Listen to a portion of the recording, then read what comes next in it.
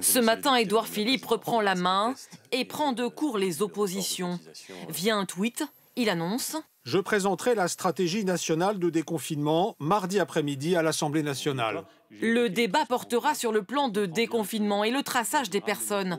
Un tir groupé, alors qu'au départ, les deux thèmes devaient faire l'objet de deux votes distincts.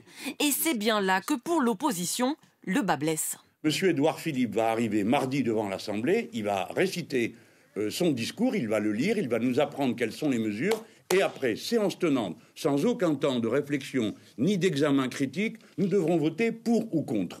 Si Jean-Luc Mélenchon annonce d'ores et déjà qu'il ne participera pas au vote, à droite aussi la méthode est critiquée. D'autant que l'Assemblée fonctionne en mode confinement. Seulement 75 députés dans l'hémicycle et pas d'examen en commission. À l'issue du discours du Premier ministre, il doit y avoir un débat en commission, évaluer les mesures. Alors, on a le droit d'avoir un avis dessus, peut-être les améliorer, peut-être en reprocher quelques-unes. Et encore une fois, on peut le faire dans des délais assez contraints. Les députés républicains demandent un délai de 24 heures avant le vote afin d'avoir le temps d'étudier le texte et de se concerter.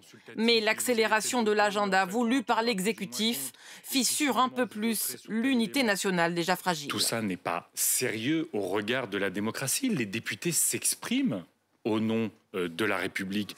La présentation du plan de déconfinement pourrait bien dans le même temps déconfiner les oppositions.